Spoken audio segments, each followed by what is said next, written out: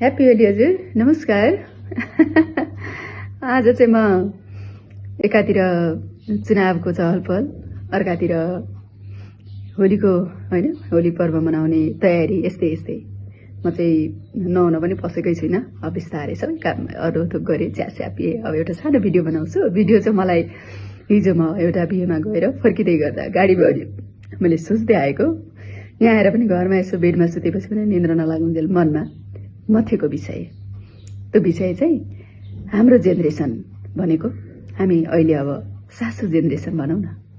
बुहारी ल्याउने अर्थात् छोरी पठाउने, छोरीको विवाह गरिदिने, छोराको विवाह गरेर ल्याउने, यही जेनेरेसनको आमा है हामी चाहिँ सासू हो। होइन, ज्वाइँको पनि सासू, बुहारीको पनि सासू।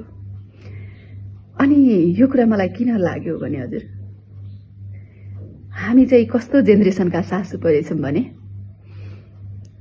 जुन बुहारतन आफूले खेप्यौँ हजुर, त्यो बुहारतनले मेरो बुहारीलाई नछोस् होइन। जुन बुहारतन हामीले खेप्यौँ त्योबाट पाठ सिकेर मेरो छोरीले त्यो कुरा खेप्नु नपरोस् भनेर छोरी पढाएको र आउँदै गर्ने बुहारी पनि कमाउने भइन् भने मेरो छोरोको जीवन सहज हुन्छ भनेर सोच्ने।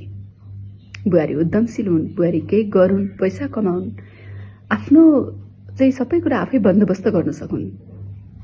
मतलब भोलि मेरो छोराले केही गर्न सकेन भने पनि मेरो बुहारीले आफ्नो जिम्मेवारी चाहिँ सजिलैसँग उठाउन सकुन् भन्ने बुहारी चाहने सासूहरू हामी।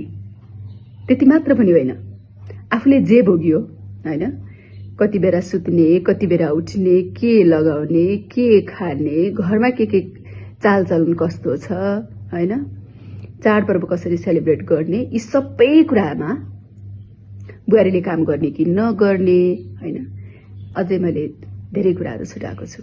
यी सबै कुराहरूमा सासूको हैकम चलेर त्यो ठाउँबाट हामी आएका सासूहरू। सन्तान कहिले जन्माउने, जन्मिँदाखेरि के जन्मिएदेखि त्यहाँ परिवार खुसी हुने, यी सबै कुराहरूबाट आक्रान्त भएर आएका धेरै बुहारीहरू छौँ। केही असाध्यै राम्रा सासूहरू पनि हुनुहुन्छ यहाँ, असाध्यै होइन। तर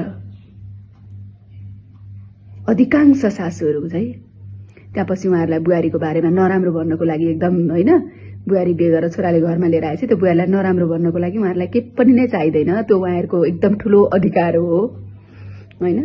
आफ्ना छोरीको बारेमा चाहिँ कसैले केही नराम्रो भन्न हुँदैन।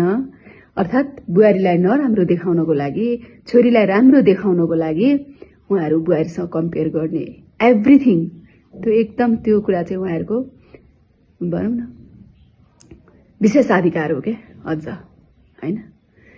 त्यस्तो खालको सासूबाट गुज्रिएर आएका बुहारीहरू जो अलिअलि पढलेख भएको, आफू केही गर्न चाहने, केही गर्न खाने, त्यो कुरा सबै गलत हो भन्ने बुझेर पनि त्यो बााउन्ड्री क्रस गर्न नसकेका हामी धेरै बुहारीहरू आज सासू जेनेरेसनमा छौँ, बन्यौँ।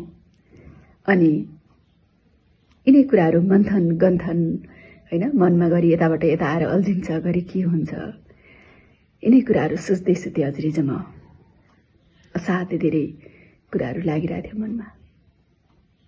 उनीहरूको क्षमताको कदरका कुरा हुँदैन थियो हजुर।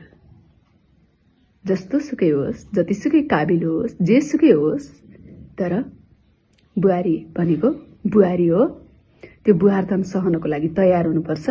होइन भने त्यो छोराको घरबार बिग्रियोस् होइन, त्यो छोराको जेसुकै होस्, तर उहाँहरूले आफ्नो जितको लागि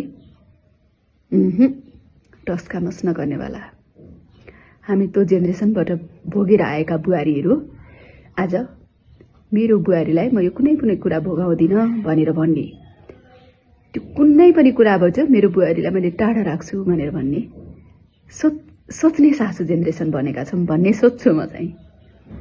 योभन्दा अरू कुरा चाहिँ अर्को भिडियोमा बनाउँछु। Thank you.